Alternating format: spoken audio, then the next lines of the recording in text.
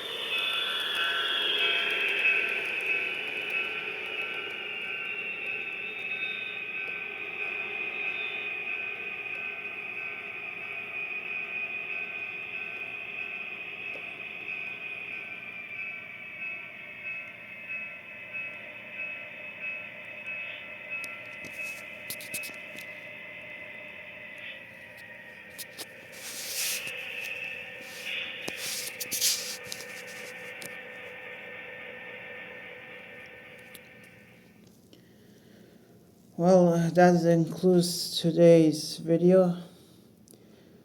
I really hope you enjoy it, and I'll be I'll be doing more videos just like this. So if you have any requests, any videos, whether if you want me to run with MP40 or with this GP40, let me know in the comments.